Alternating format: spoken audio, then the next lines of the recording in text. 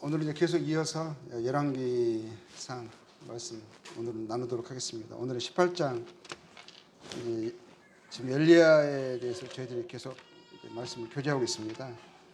열왕기상 18장인데요.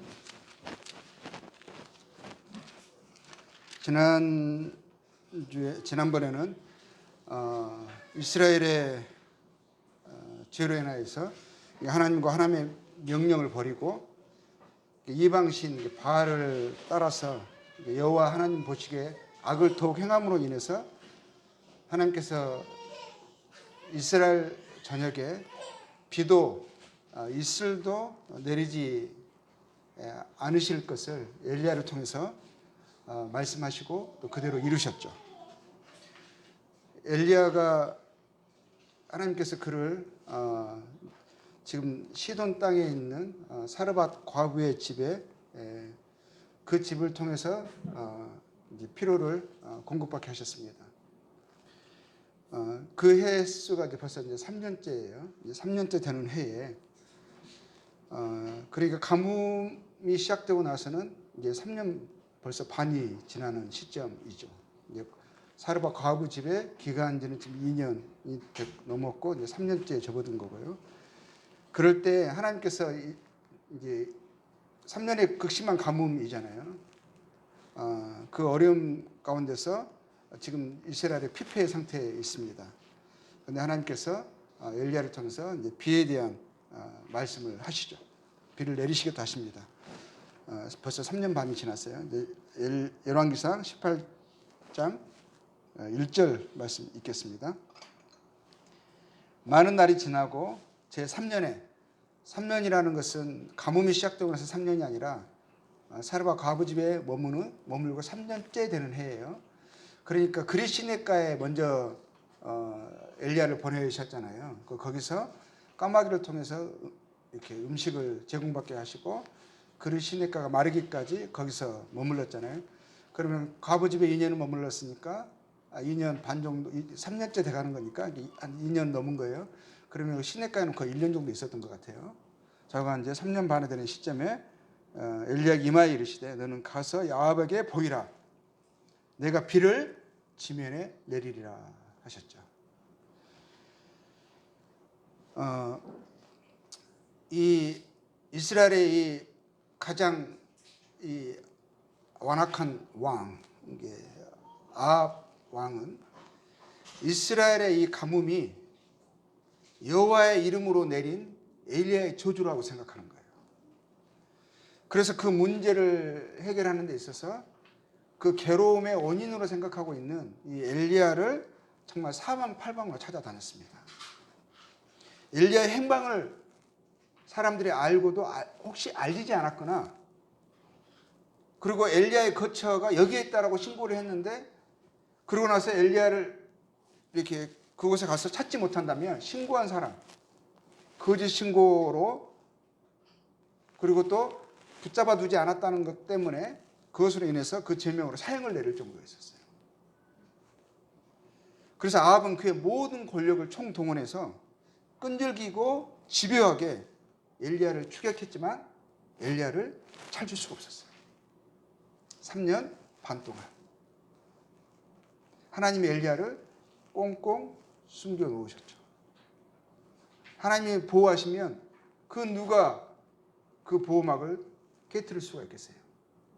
어떻게 엘리야를 찾을 수가 있겠어요? 하나님이 감춰 놓으셨는데 아무리 왕의 권력으로 그 모든 자기의 군사와 권한을 총동원해서 찾으려고 한들 찾을 수 있겠습니까?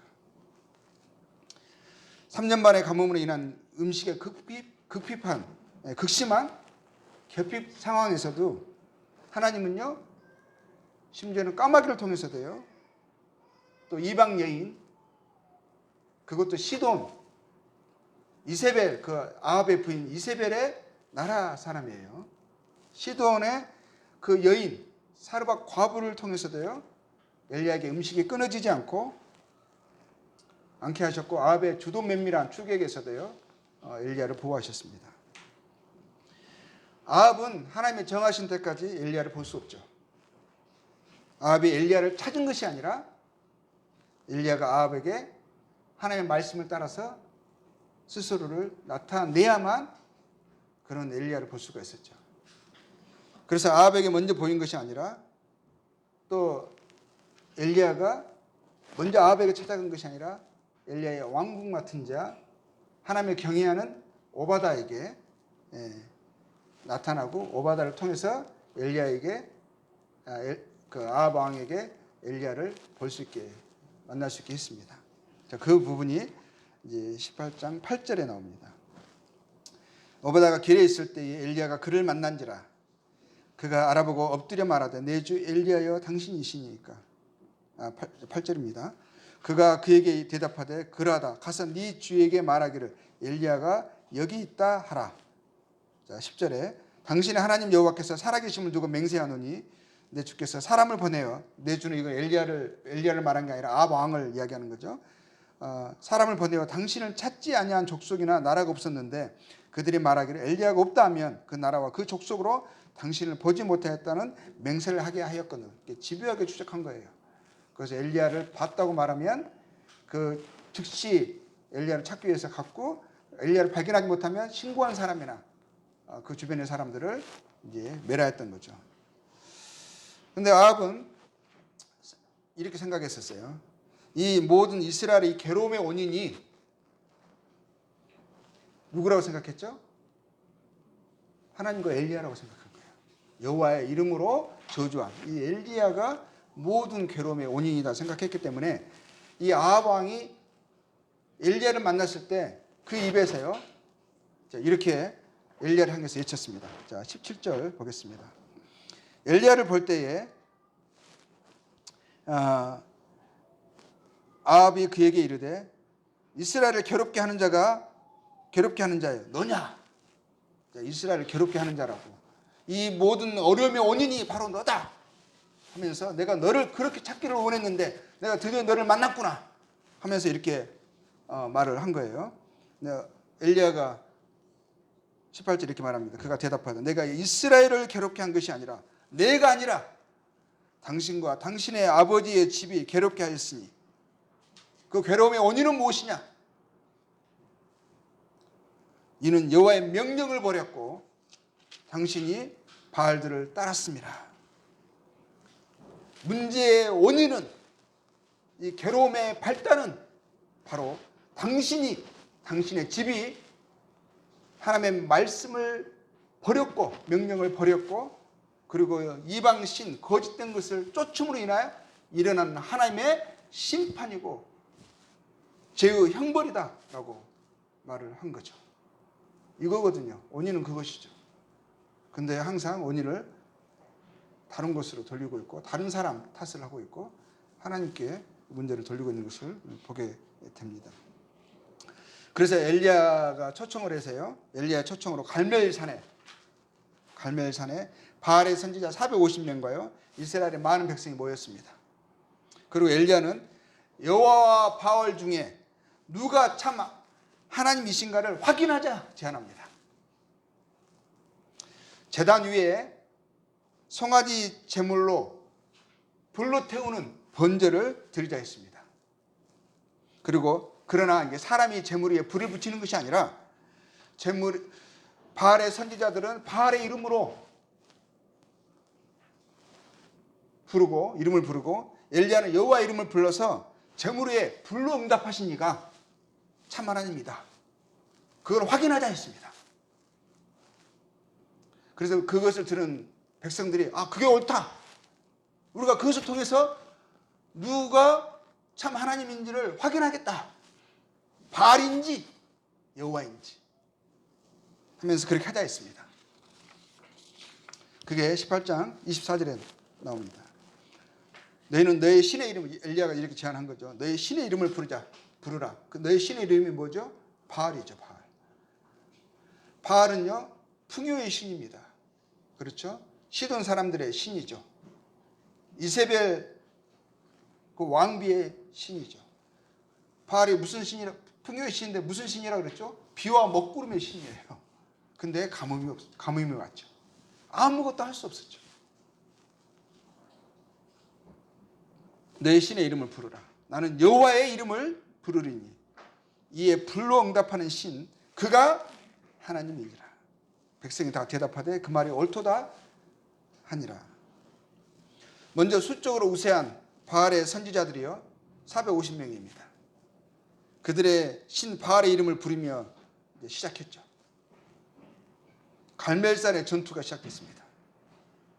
아침부터 낮까지 바알의 이름을 애타게 부르면서 바알이여 응답하소서 450명이 이구동성으로 한 목소리 외쳤으니 얼마나 갈멜산이 시끄러웠겠습니까? 응답하소서 해도요 아무런 반응이 없습니다. 그들은 제단 주위에서 구판을 벌리면서 난리 법석을 피웁니다. 조용합니다. 아무런 반응이 없습니다. 효과가 없습니다. 그래서 엘리야가 이렇게 조롱을 하죠. 야, 너의 신은 묵상 중에 있나 보다. 어디 잠깐 나갔나 보지? 여행 중에 있어서 너희들이 예치는 소리를 못 듣나 봐. 아니, 낮잠 자고 있나? 한번 깨봐. 이렇게 조롱을 합니다. 그러니까 이들이 더 열이 받아가지고요. 더 큰 소리를 부르면서요. 그들의 종교 규례를 따라서 칼과 창으로 몸을 막 상처 내가면서요. 막 뭐라 표현되냐면 미친 듯이 그들의 몸을 상하게 하면서요. 저녁까지 아침부터 시작해서 저녁까지 그들의 신의 이름을 부릅니다. 아무런 반응이 없습니다. 당연하죠. 바알은 아무것도 아니죠. 그들의 생각으로 그들의 손으로 만들어낸 우상일 뿐입니다. 그들이 하나님 앞에 있을 때 조용한 것을 보죠. 아무런 말도 하지 못해요. 그래서 보는 사람들도 하는 사람들도 제풀에 꺾이고요. 포기할 때에 이제 그만해라 할 때 엘리야가 모든 백성을 향해서 가까이 나오게 합니다. 그리고 무너진 여호와의 제단을 다시 수축합니다. 거기 갈멜산에 여호와의 제단이 그 전에 있었어요. 근데 무너뜨렸습니다. 그리고 그 대신에 바알의 제단이 있었나 보죠. 근데 바알의 제단은 아무런 효과가 없었어요. 그래서 무너진 여호와의 제단을 다시 수축합니다. 이스라엘 12지파의 이름을 지파의 수요들이에요. 12개 돌로 제단을 쌓고 그리고 제단 주위에 큰 도랑을 팝니다. 그리고 제단 위에 나무를 벌려놓고 송아지에 각을 떠서 그 위에 놓은 다음에 큰 통이 4개가 있었습니다. 거기에 물을 가득 채워서 제단 위에 재물에 부으랍니다. 그것을 연달아 3번을 시킵니다. 그러니까 물이 제단 위에 넘쳐서 그 도랑에까지 물이 가득 찼습니다. 제단 주변에. 그러니까 인간의 방법으로는, 인간의 자연적인 논리로는, 방식으로는 어떤 거죠? 도저히 불이 붙을 수 없는 거죠. 그렇죠? 인간적으로 불을 붙이기는 힘들 거예요. 너무 젖어 있어서. 근데 자연적인 방식으로 불이 붙을 수가 없죠. 자, 이럴 때 엘리야는 여호와 이름을 부릅니다. 자, 36절 보겠습니다. 저녁 소재 들을 때에 이르러 선지자 엘리야가 나아가서 말하되 아브람과 이삭과 이스라엘의 하나님 여호와여, 주께서 이스라엘 중에서 하나님이신 것과 내가 주의 종인 것과 내가 주의 말씀대로 이 모든 일을 행하는 것을 오늘 알게 하옵소서. 여호와여, 내게 응답하소서. 내게 응답하소서. 이 백성에게 주 여호와는 하나님이신 것과 주는 그들의 마음을 되돌이키심을 알게 하옵소서 하며 이에 여호와의 불이 내려서 번제물과 나무와 돌과 흙을 태우고 도랑의 물을 핥은지라. 모든 백성이 보고 엎드려 말하되 여호와 그는 하나님이시로다. 여호와 그는 하나님이시로다 하니. 그러고 나서 이후에요, 우리가 아시다시피 큰 비가 임했습니다. 여호와께서 엘리야에게 말했죠. 내가 비를 내리리니 하셨습니다. 이후에 큰 비가 임했는데요, 도무지 하늘을 보면 비가 내릴 것 같지 않는 상황이었습니다. 근데 작은 손바닥만한 구름이 바다에서 일어나고 금세 큰 비를 몰고 옵니다. 우리가 이 엘리야의 갈멜을 산을 통해서요, 또 3년의 가뭄과 3년 반의 가뭄과 이 갈멜산의 이 하나님의 역사와 또 이를 통해서 하나님이 큰 비를 주신 것을 통해서 우리가 이것이 신화가 아니죠. 없던 이야기를 만들어낸 것이 아닙니다. 실제 일어난 사건이고 이스라엘 사람들이 거기서 목도했습니다. 증인되었습니다. 그것이 또 우리에게 기록으로 저희들이 남겨져서 저희들이 하나님께서 갈멜산에서 이루신 역사를, 엘리야의 하나님이 누구신가를 저희들이 함께 또 보고, 또 우리도 그 고백이 여호와가 하나님이시로다. 엘리야라는 이름의 뜻이 그러잖아요. 나의 여호와가 나의 하나님이시로다, 이런 뜻이거든요. 여호와가 나의 하나님이시로다. 나의 하나님은 여호와시로다. 이게 엘리야라는 이름의 뜻이잖아요. 그 이름의 뜻대로 여호와가 하나님이심을 나타냈습니다. 하나님 그를 통해서 여호와가 하나님이심을 증거하셨습니다. 믿을 만한 증거를 주셨어요. 우리가 이걸 통해서 생각할 수 있는, 또 배워야 되는 교훈은 무엇입니까? 먼저는요, 하나님은 죄를 깨우치시고 또 회개하게 하기 위하여 가뭄을 주시기도 또 회복과 구원의 비를 주시는 분이시다라는 거죠. 가뭄도 하나님이 내리셨고 비도 하나님이 주셨어요. 그리고 하나님이심을 사람들로 알게 하시기를 원하시는 것이죠. 천지의 창조주이시고 주권자이시고 심판자이심을 사람들로 하여금 알기를 원하시는 거죠. 사도 바울이요, 복음을 전하면서 이방 지역에 가서, 또 지금의 터키 땅이지만 그때는 갈라디아라고 했습니다. 갈라디아 한 지방에 가서요, 갈라디아 지방의 루스드라라는 시에 가서 그가 이스라엘의 하나님이 참 하나님이심을, 그 하나님께서 어떠한 은혜를, 구원의 복을 베풀어 주셨는가를 전하면서 그들이 이렇게 증거했습니다. 사도행전 14장 15절에서 보면은요, 이런 이방인들이죠, 세상의 모든 사람들에게 이렇게 증거하는 거예요. 천지와 바다와 그 가운데 만물을 지으시고 살아계신 하나님께 돌아오라. 만물을 창조하신 살아계신 하나님께 돌아오라. 이 헛된 것을 버리고 하나님께 나오라 했습니다. 그리고 17절에 이렇게 말했습니다. 하늘로부터 비를 내리시며 너희들은 그 참 하나님을 알지 못하고 헛된 것을, 이 우상을 섬기고 사람을 높이는데, 실상은 하늘에 비를 내리시는 분이 내가 증거하는 바로 이스라엘의 하나님이시다. 그러면서 하늘로부터 비를 내리시고 결실기를 주시는 선한 일을 하사. 그리고 17장 25절에 아테네에 가서 복음을 전하면서요, 이렇게 말했습니다. 만민에게 생명과 호흡과 만물을 친히 주시는 이심이라. 하나님이 그런 분이시라는 거예요. 그는 우리 각 사람에게 멀리 계시지 아니하도다.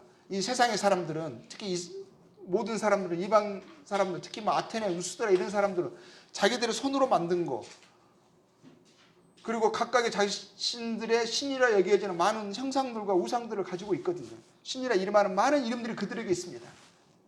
그런데 그들의 하나님께서 그들에게 뭐라고 말씀하시냐면, 창조주 하나님, 살아계신 하나님은 실상 너희들이 알지 못했지만 그 하나님은 너희에게 멀리 계시지 않았다. 가까이 계셨다. 너희들이 인식하지 않았지만 하나님은 너희를 보고 계셨고 너희와 함께 계셨다. 그렇게 말씀하셨어요. 각 사람에게서 멀리 계시지 아니하도다. 그러면서 28절에 뭐라고 말씀하셨냐면요, 우리가 그를 힘입어 살며 기동하며 존재하느니라. 이방인들에게 말한 거거든요. 하나님을 전혀 인식하지 않는, 하나님을 창조주를 피조물로 거짓 것으로 대체하고 그걸 쫓아 살아가는 그 사람들에게도 이렇게 말씀하셨어요. 너희들이 지금까지 산 것은 하나님을 힘입어서 너희들이 기동하며 살고 있는 것이다. 이렇게 말했어요. 근데 저희들은 어떻습니까? 성도들은 이제 하나님의 은혜로 우리 주 예수 그리스도를 통하여서 구원의 복음을 듣고, 구원의 복음이 결국 하나님의 부르심이잖아요. 복음으로 우리를 부르셨잖아요. 그래서 하나님의 초청에 응해서 하나님께 나온 저희들, 구원받은 성도들에게는 더 어떠하겠습니까? 이방인들에게도, 하나님 알지 못하는 사람들에게도 하나님 너희에게서 멀리 계시지 않다. 너희가 가까이 계시고, 너희들이 살아가는 것은 너희 호흡에도, 호흡하는 것도, 너희가 기도하며 살고 있는 것도 하나님 때문이다. 하나님으로 너희가 살고 있는 것이다. 이렇게 말했어요. 근데 저희들은 어떻습니까? 고린도전서 6장 19절 20절에는 이렇게 말씀하고 있습니다. 너희 몸은, 이 몸은 너희가 하나님께로부터 받은 바 너희 가운데 계신 성령의 전인 줄을 알지 못하느냐. 하나님 우리 안에 계시대요. 그래서 이 몸도요, 성전이래요. 성전. 성령의 전이래요. 성령의 전, 성전을 그들은 압니다. 거룩한 곳이죠. 그렇죠? 그걸 더럽히는 자는 죽는 거죠. 근데 그 성전을, 우리 몸을 성전이라고 말씀하고 있는 거예요. 왜냐하면 하나님의 너희 안에 거하신다. 그러면서 뭐라고 말씀하셨어요? 너희 성령의 전인 줄을 알지 못하느냐. 너희는 너희 자신의 것이 아니라 값으로 산 것이 되었으니 그런즉 너희 몸으로 하나님께 영광을 돌리라. 우리 안에 하나님이 거하신다고 말씀하셨어요. 그리고 빌립보서 2장 13절에서는 뭐라고 말씀하고 있어요? 너희 안에서 행하시는 이는 하나님이시니, 하나님 우리 안에서 행하신대요. 우리와 함께 하신대요. 그리고 자기의 기쁘신 뜻을 위하여 너희로 소원을 두고 행하게 하신대요. 우리 안에 거하신대요. 우리와 함께 하신대요. 하나님의 기쁘신 뜻을 우리로 하여금 소원을 두고 그걸 소원하며 간절한 기대와 갈망 속에서 살아가게 하신대요. 우리 안에 있는 하나님의 영광을 나타내고 싶은 선한 소원들, 하나님의 살아 역사하시는 증거예요. 하나님의 말씀이에요. 하나님의 부탁이에요. 가뭄도 비도 평안도 환난도 하나님이 주십니다. 그래서 이사야서 45장 7절에서는요 이렇게 말씀하고 있죠. 나는 빛도 짓고 어둠도 창조하며 나는 평안도 짓고 환난도 창조하나니 나는 여호와라. 이 모든 일을 행하는 자니라 하였노라. 그리고 또 두 번째 저희들이 배우는 교훈은요, 하나님의 엘리야의 필요를 공급하시고 보호하셨습니다. 이처럼 하나님은 그를 경외하고 의지하는 하나님의 사람들을 돌보신다는 것입니다. 마태복음 6장 31절에서 33절에서 예수님이 이렇게 말씀하셨어요. 그러므로 염려하여 이르기를 무엇을 먹을까, 무엇을 마실까, 무엇을 입을까 하지 말라 하셨어요. 이는 다 이방인들이 구하는 것이다. 너희 하늘 아버지께서 이 모든 것이 너희에게 있어야 할 줄을 아시느니라. 아신대요. 그런즉 너희는 먼저 그의 나라와 그의 의를 구하라.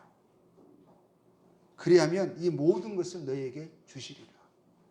그런데 우리가 많은 하나님의 사람들이요, 하나님의 말씀을, 명령을 안 믿고 안 따라요. 염려하지 말라 하셨는데 반대로 염려합니다. 하나님의 이 말씀을 믿지 않아요. 헤이, 무슨 말씀? 하나님의 말씀은 믿을 것이 못 돼. 내 삶은 내가 알아서 해야 되는 거야. 하나님의 말씀만 그렇게 하셨지 실상은 그렇지 않으셔. 라고 하는 것을 삶을 통해서 나타냅니다. 입에는 믿음이 있는데 실제는 믿음이 없어요. 그래서 그의 나라와 그의 의를 구하는 것을 먼저로 여기지 않습니다. 그냥 염려하죠. 두려워하죠. 그런데 하나님은 그 대신에 하나님을 의지하고 신뢰하라 하셨습니다. 말씀은 명확하고 단순해요. 베드로전서 5장 7절에는 뭐라 말씀하셨어요? 주님이 마태복음에서 그렇게 말씀하셨잖아요. 베드로전서 5장 7절, 베드로는 그 말씀을 직접 들은 베드로는요, 또 이렇게 말했습니다. 너희 염려를 다 주께 맡기라. 이는 그가 너희를 돌보심이라. 이는 그가 너희를 돌보심이라. 그런 이 주님의 말씀이 사실임을 그의 삶에서 경험했을 것입니다. 그 말씀을 따라서 먼저 구해야 할 것을 구했고요. 그래서 하나님이 우리의 모든 필요를 아신다고 그리고 채우신다고 하셨는데 그렇게 해보니까 채워지는 것을 경험했을 거예요. 히브리서 13장 5절 6절에는 이렇게 말씀하고 있습니다. 돈을 사랑하지 말고 있는 바를 족한 줄로 알라. 이렇게 말씀하셨어요. 하나님의 말씀이거든요. 근데 이 말을 무슨 소리? 세상을 모르시는군. 실제는 그렇지 않아. 그냥 성경에만 기록된 말이야. 믿고 따를 바가 아니야. 라고 생각하는 그리스도인들이 의외로 많고, 말은 그렇게 안 할지라도 그렇게 살아가는 그리스도인들이 상당히 많죠. 돈을 사랑하지 말고 주님은 있는 바를 족한 줄로 알래요. 참 이 말씀 받기가 너무 어렵습니다. 그가 친히 말씀하시기를, 친히 말씀하셨어요. 누구를 통해서 말씀하신 것도 아니에요. 친히 하나님이 우주와 만물과 그 안에 있는 모든 것을 지으신 창조주 하나님이 가뭄도 주시고 비도 주시고 모든 것을 행하실 수 있는 능력을 가지신 그분이 친히 말씀하셨어요. 뭐라고 말씀하셨어요? 내가 결코 너희를 버리지 아니하고 너희를 떠나지 아니하리라 하셨느니라. 근데 이 말씀을 참 믿고 받아들이기가 어렵죠. 왜 어렵겠어요? 하나님이 이 말씀을 지키실까? 하나님은 믿을 만한 분이실까? 에이, 말씀만 하고 말겠지. 하나님의 말씀에 대한 신뢰가 없는 거죠. 다른 이유가 아니에요. 많은 핑계와 변명이 있을 수 있어요. 근데 원인은 하나예요. 하나님과 그의 말씀을 못 믿어서예요. 또 믿는데 어느 순간 우리가 기억하지 않아서요. 그 말씀이 나의 생각 속에, 나의 삶 속에 주장되지 않아서죠. 그래서 이 하나님께서 친히 말씀하셨잖아요. 내가 결코 너희를 버리지 아니하고 너희를 떠나지 아니하리라 하셨느니라. 그러므로 이것을 믿음으로 그렇게 말씀하셨으므로 뭐라고 돼 있어요? 우리가 담대히 말하되 주는 나를 돕는 이시니 내가 무서워하지 아니하겠노라.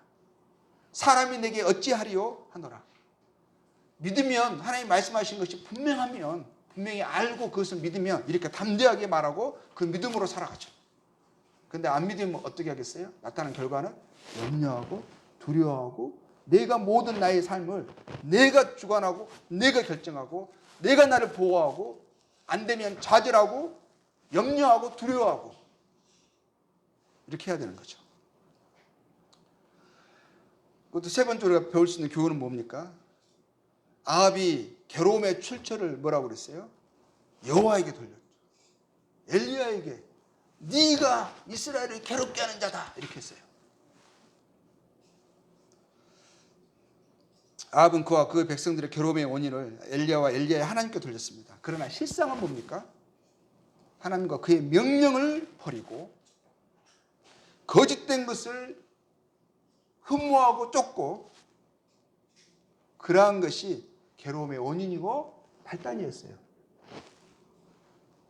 그들의 죄로 인해 자초한 괴로움의 바른 원인을 인식하고 받아들이기보다는 뭐였었어요? 사람을 원망하고 상황을 불평하고 하나님께 원망했어요. 모든 것이 원인이 자기 외에는 원인은 자기인데 나 외에 모든 것이 문제야. 내 옆에 있는 사람들이 문제고 상황이 문제고 결국 원인은 뭐예요? 그걸 통해서 하나님께 문제를 하나님의 문제라고 말하는 거예요. 말은 그렇게 안 해요. 잠언 19장 3절에는 이런 말씀이 있어요. 사람이 미련함으로 미련해서 그런 거예요. 하나님의 말씀을 기억하지 않아서 그런 거예요. 더 옳은 것을 지혜로운 것을 선택하지 않아서 그런 거예요. 믿음 없이 행하는 것이 미련한 거예요. 믿을 만한 분을 믿어야 되는데 믿을 말씀을 믿어야 되는데 믿을 만한 분을 믿지 않고 믿을 수 없는 것을 믿고 쫓아서는 안 되는 것을 쫓아고 이게 미련한 거예요. 그래서 잠언 19장 3절에 이렇게 말씀하고 있는 거예요. 사람이 미련함으로 자기 길을 굽게 하고 아합처럼 마음으로 여호와를 원망하느니라. 예레미야서 한번 볼까요? 예레미야서 2장 19절. 우리가 이 말씀 참 많이 자주 본 것 같은데요. 2장 19절 한번 보죠. 한번 찾아봅시다. 1052페이지예요. 2장 19절.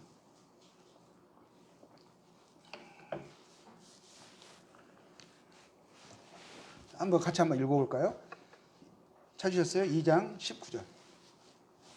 자, 시작. 네 악이 너를 징계하겠고 네 반역이 너를 책망할 것이라. 그런즉 네 하나님 여호와를 버림과 네 속에 나를 경외함이 없는 것이 악이요 고통인 줄 알라. 주 만군의 여호와의 말씀이니라. 뭐라고요? 모든 괴로움의 원인이 어디라고요? 문제의 발단과 출처가 어디라고요? 하나님을 경외하지 않는 거예요. 하나님을 신뢰하지 않는 거예요. 하나님을 믿지 않는 거예요. 그래서 염려하고 두려워하고요. 그리고 하나님의 말씀보다 하나님이 이것이 옳다, 이것이 내게 유익된다 라고 말씀하시는 하나님의 진리에 내가 동의하지 않는 거예요. 하나님 그렇게 말씀하시는데 하나님 저는 그렇게 생각하지 않아요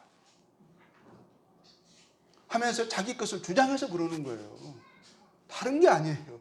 하나님의 생각과 하나님의 뜻과 나의 생각과 뜻이요 일치가 되지 않아서 그러는 거예요. 서로 지금 근데 하나님이 자신의 것을 포기하시겠어요?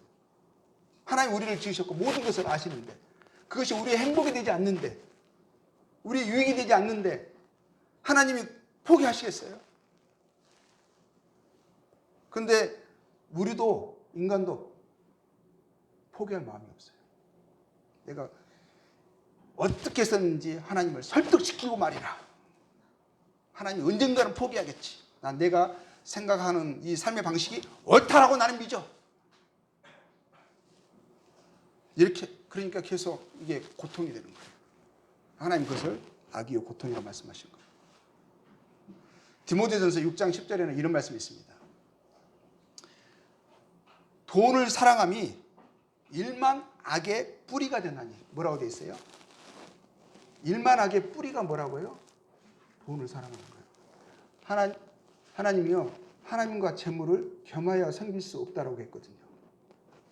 돈을 사랑함이 일만 악의 뿌리가 된대요. 정말일까요? 정말 그렇게 생각하세요? 나는 이 말을 성경에서 빼버렸으면 좋겠어. 그렇게 혹시 생각되지 않으세요? 읽을 때마다 내 마음이 불편해. 지워버리면 좋겠어. 근데 이런 구절이요. 이런 것을 지우려면 성경의 상당 부분을 찢어버려야 돼요. 많이 적혀 있거든요. 이것을 탐내는 자들은 그래서 이것을 탐내는 자들은 미혹을 받아 믿음에서 떠나 많은 근심으로 자기를 찔렀도다. 괴로움의 출처가 뭐라고요? 악의 뿌리가 뭐라고요? 하나님 외에 다른 것을, 썩어질 거, 없어질 거, 불의한 것을, 그것을 더 존중하고 쫓고 높이 여기기 때문에 그런 거예요. 이것을 탐내는 자들은 미혹을 받아. 벌써 미혹이 받은 거예요. 탐내는 그 마음 자체가 미혹된 마음이에요. 그래서 계속 근심해요. 계속 염려해요. 두려워해요. 하나님이 자기를 보호하시고 함께 하실 것을 기대하는 거나 신뢰하는 마음이 없어요. 그리고 이제 또 네 번째로 생각할 것은요. 구약에서는 하나님이 자신의 이름을 뭐로 나타내셨죠? 여호와로 나타내셨죠. 여호와로. 그래서 엘리야의 이름도 여호와는 나의 하나님이시다. 이런 거잖아요. 그리고 이스라엘 백성도 또 엎드려서 뭐라고 했죠? 여호와 그는 하나님이시로다. 여호와 그는 하나님이시로다 하셨어요. 구약에서는 하나님 자신의 이름을 여호와로 나타내셨습니다. 그래서 하나님이 여호와가 하나님이시래요. 그렇죠. 근데 신약에서는 하나님이 다른 이름으로 나타내셨습니다. 신약에서는 어떤 이름으로 나타내셨죠? 더 분명하고 더 아름답고 더 친밀한 이름으로 나타나셨어요. 무슨 이름으로요? 예수. 저는 이걸 생각하면 정말 소름이 돋을 때가 있어요. 구약의 여호와의 이름을 여호와가 누구라는 걸 아는데 신약에서 하나님이 자신의 이름을 여호와로 예수님으로 나타내셨어요. 요한복음 16장 24절에요. 지금까지 너희가 내 이름으로 아무것도 구하지 아니하였으나 구하라 그리하면 받으리니 너희 기쁨이 충만하리라. 그의 이름을 예수 그리스도, 예수님, 그 이름을 하나님의 이름으로 나타내셨어요. 그리고 믿을 만한 증거도 주셨어요. 이 여호와가 하나님이심을 이 엘리야의 갈멜산에서도 증거를 주셨잖아요. 그래서 그걸 보고 사람들이 뭐였죠? 여호와는 하나님이시도다 하고 그 앞에 엎드려 경배하겠죠. 신약에 나타난 우리의 하나님, 예수님께서 하나님이심을 믿을 만한 증거를 우리에게 주셨죠. 그 많은 증거를 주셨어요. 구약의 모든 예언들이 율법과 선지자가 증거한 그 모든 것이 예수 그리스도에 의해서 성취되어 주는 것을 통해서도 증거가 됐죠. 또 그분이 오셔서 모든 이적과 기적을 행하셨어요. 그분의 말씀을 통해서 분명히 나타내 주셨어요. 근데 그 모든 것보다도 가장 강력한 믿을 만한 증거, 의심할 수 없는 증거 주셨죠. 증거 위에 증거. 그게 뭐예요? 사도행전 17장 31절에 이 말씀이 있습니다. 이 증거죠. 이는 정하신 사람으로 천하를 공유로 심판할 날을 작정하시고 이에 그를 죽은 자 가운데서 다시 살리신 것으로 모든 사람에게 믿을 만한 증거를 주셨음이니라 하니라. 주님의 부활이시죠. 요나의 표적이라고 말씀도 하셨어요. 모든 사람에게 믿을 만한 증거.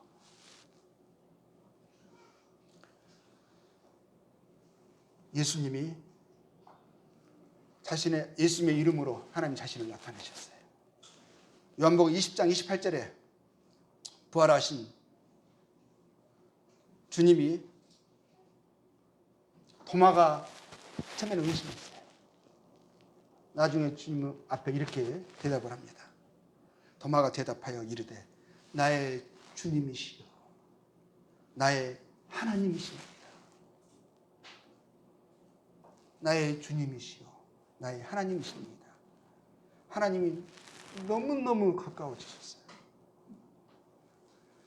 사람을 자신의 형상대로 지으신 그 하나님이 우리 사람의 형상으로 하나님이 오셨어요. 우리의 본체이신 인간의 본체이신 그 본체가 사람의 형상을 입고 이 땅에 오셨어요. 우리가 만질 수도 있고 심지어는 사람들이 그분의 뺨을 때리기도 하고 짐을 뱉기도 했어요. 하나님이 가장 낮은 친숙한 모습으로 이 땅에 오셨어요. 모든 사람들이 아담 이후에 세상의 끝날에 모든 사람들이 하나님의 심판대 앞에 설 것입니다. 근데 그 심판주가 하나님이요, 육신을 갖고 있어요. 손과 발에 못자국이 있어요.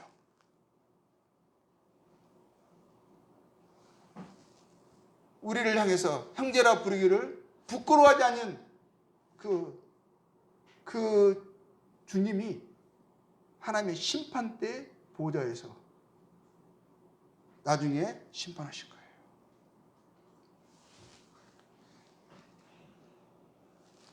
31절에는 이렇게 되어 있습니다. 20장 31절에는 오직 이것을 기록하면 너희로 예수께서 하나님의 아들 그리스도이심과 이심을 믿게 하려 함이요 또 너희로 믿고 그 이름을 힘입어 생명을 얻게 하려 함이라. 그 이름을 힘입어. 어떤 이름이죠? 예수님. 말씀이 육신이 되어서 이 땅 가운데 오신 예수님. 그분 이름을 힘입어 생명. 어떤 생명이죠? 영원한 생명. 하나님의 영광에 참여할 생명. 얻게 하라 하심이라. 빌립보서 2장 14절에서 11절에 이런 말씀이 있습니다. 하늘에 있는 자들과 땅에 있는 자들과 땅 아래에 있는 자들로 모든 무릎을 예수의 이름에 꿇게 하시고 모든 입으로 예수 그리스도를 주라 시인하여 하나님 아버지께 영광을 돌리게 하셨느니라. 하나님이 예수로 나타나셨습니다. 우리의 그 아름다운 이름 예수가 창조주이시고 주권자이시고 심판자이시고 우리의 구원자가 되셨습니다. 로마서 2장 16절에 이런 말씀하셨죠. 곧 나의 복음의 이름 바와 같이 하나님이 예수 그리스도를 말미암아 사람들을 은밀한 것을 심판하시는 그날이라. 은밀한 것을 심판하시는 누가 심판하신다고요? 예수님이요. 심판주민 하나님이시잖아요. 신약에는 이렇게 하나님이 예수님으로 자신을 나타내셨습니다. 나의 주요 하나님이신 예수님을 우리가 믿고 그래서 사랑해야 하는 것입니다. 예수님을 나의 주요 하나님이신 예수님을 믿고 그분을 사랑해야 하는 거예요. 그분의 사랑을 받았다고 하고 그분을 나의 주님이요 나의 하나님으로 섬긴다고 하면 그분을 사랑해야 하는 거예요. 그분을 믿어야 되는 거예요. 근데 예수님의 사랑을 알고 받았으면서도 그를 사랑하지 않는 것은요 너무 나쁜 거예요. 이거는 정말 두려운 거예요. 이건 저주스러운 거예요. 고린도전서 16장 22절 23절에 이런 말씀이 있어요. 만일 누구든지 주를 사랑하지 아니하면 저주를 받을지다. 저주를 내렸어요. 어떻게 이러한 주님을 예수님을 사랑하지 않을 수 있단 말인가? 이러한 사랑을 받고도 어떻게 그분을 믿지 않을 수 있단 말인가? 어떻게 이분보다 다른 것을 썩어질 것을 더 좋아하고 더 존중히 여기고 쫓을 수 있는 것인가? 저주를 받을지어다 그랬어요. 저주를 받을지어다. 우리 주여 오시옵소서. 주 예수 그리스도의 은혜가 너희와 함께하고 하셨어요. 고린도후서 11장 3절에는 이렇게 되어 있습니다. 뱀이 그 관계로 하와를 미혹한 것 같이 너희 마음이 그리스도를 향하는 진실함과 깨끗함에서 떠나 부패할까 두려워하노라. 이걸 두려워했어요. 세상의 염려에 붙잡혀서 그것을 두려워한 게 아니라 이걸 두려워했어요. 주를 우리 마음이 그리스도를 향하는 진실함과 깨끗함에서 떠나면 어떻게 돼요? 세상이 가득 차죠. 그거 떠나는 게 괴로움의 원인이었잖아요. 그것이 악이요 고통이잖아요. 그러니까 진정한 기쁨도 참된 행복도 소망도 그의 마음이 없고요. 그 마음이 그의 삶이 지옥이에요.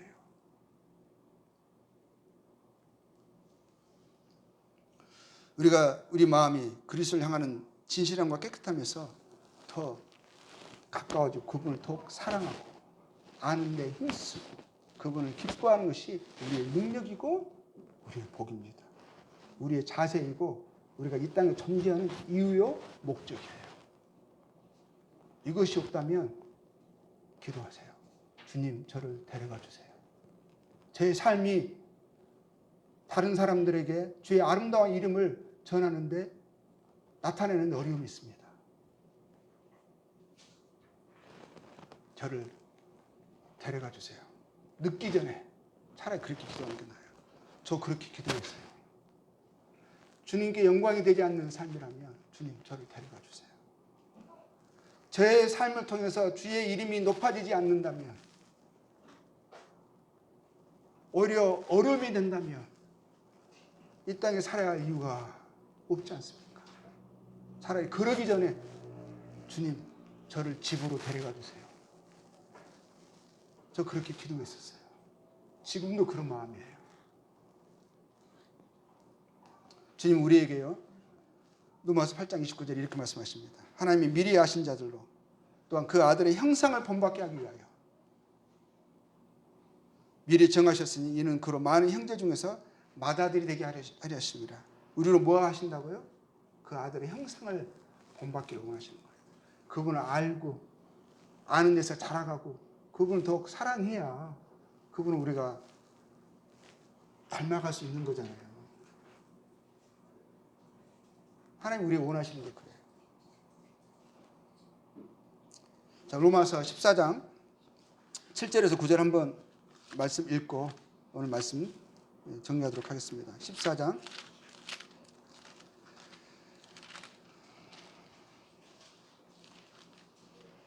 7절에서 9절입니다. 우리의 고백이길 원합니다. 우리의 기도이길 원하고요. 우리의 소원이길 원합니다.